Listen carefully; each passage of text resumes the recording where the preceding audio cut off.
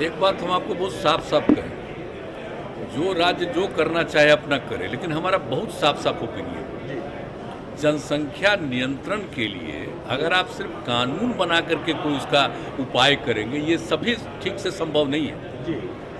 आप जरा चाइना का पता कर लीजिए जी। 1 से 2 किया, अब 2 के बाद भी क्या हो रहा है, तो आप देख लीजिए स्थिति, कहीं भी किसी देश का हालचाल देख लीजिए जी। ये सबसे बड़ी चीज़ है कि जब महिलाएं पूरे तौर पर पढ़ी रहेंगी तो इतनी जागृति आती है, इतना कॉन्शसनेस होता है कि अपने आप प्रजनन दर घटेगा।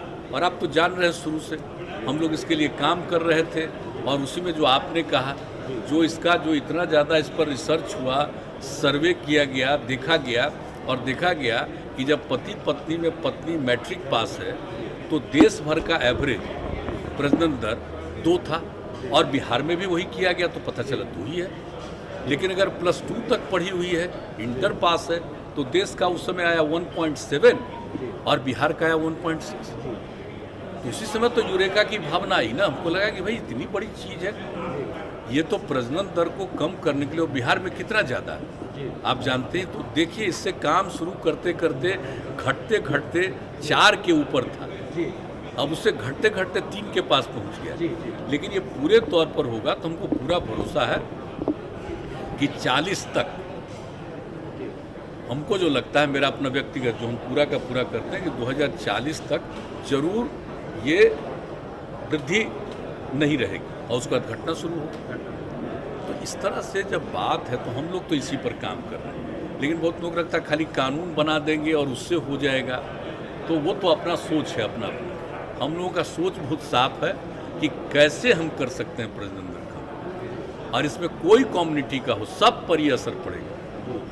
जब महिलाएं बिल्कुल पढ़ी लिखी होंगी तो आप देख लीजिए, कोई कम्युनिटी का हो तो आप पता कर लीजिए, तो इसमें होगा। और इक्का दुक्का तो होता ही न है, कभी कभी तो आप देखें कि पढ़े लिखे लोग भी बहुत पैदा किए हैं क्या बात, तो इस तरह से तो कई लोग होते हैं, तो वो तो एक अलग बात है। ये तो नहीं मान करके चलिएगा कि हम तो कोई कानून के बहुत पक्ष में नहीं है, तो कुछ तो कर सकता है। लेकिन मैक्सिमम आज ये नहीं कोई कह सकता, दावा कर सकता कि हर परिवार में जो हम बोल रहे हैं कि प्रजनन दर, ओवरऑल प्रजनन दर घटेगा, लेकिन ये दावा हम नहीं कर सकते कि हर एक परिवार में कम ही कर लेगा। लेकिन कुल मिला करके ज़्यादा से ज़्यादा में कम हो, तो कुल मिला करके प्रजनन दर घटेगा।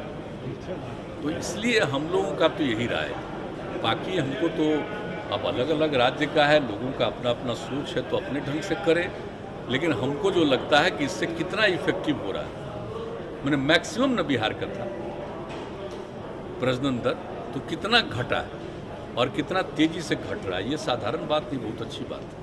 बाढ़ की स्थिति कुछ बिगड़ी? ये बाढ़ की स्थिति के लिए तो एकदम बिल्कुल तैयार है, जान रहे हैं हम लोग 2006 से ही शुरू किया, 7-8 कौन साल में नहीं किया। और इस बार भी जरा सा भी था तो हम जा करके एक एक जगह देख करके हर कलेक्टर को करवा दिया कि देख लीजिए, नीचे से दूर से देखिएगा तो सब बात पता नहीं चलेगा। आप जानते हैं ना कितनी बार सारे डीएम्स को ऊपर से भी हम हेलीकॉप्टर भिजवा करके दिखवा लेते हैं कि कहीं कोई गांव ऐसा न हो जिसकी उपेक्षा हो सके, और पूरे तौर पर। और ये भी जो आपदा प्रबंधन है उसमें भी जो पिछले बार बात हुई थी, तो कई जगह ये पता चला कि अफेक्टेड लोग बार बार हमारे यहाँ भेजते थे तो रिपोर्ट उसका करा के कराते थे। तो इस बार भी कह दिया कि कोई अफेक्टेड आदमी छूटना नहीं चाहिए, उनको राहत देनी है।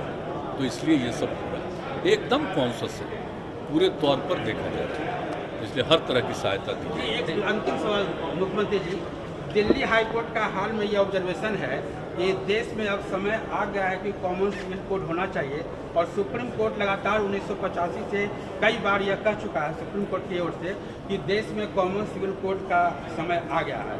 आप क्या कहेंगे? अच्छा ये बताइए, कॉमन सिविल कोड किस नंबर पर है? 44 की बात हो रही है ना? जी जी। 47 भी देख लीजिए जी, जो हम लोग नशाबंदी लागू किए हैं जी, तो इसी तरह से और चीज़ पर भी ना ध्यान देना चाहिए, जी, हर चीज़ पर तो ध्यान देना चाहिए। जी। ये सब चीज़ तो खैर इस पर हमको कुछ नहीं कहना है। जो प्रावधान है, तो जो कॉन्स्टिट्यूशन का एक हिस्सा है जिसमें कहा है कि इन सब चीज़ों पर ध्यान दीजिए, तो सब पर तो ध्यान देना चाहिए भाई।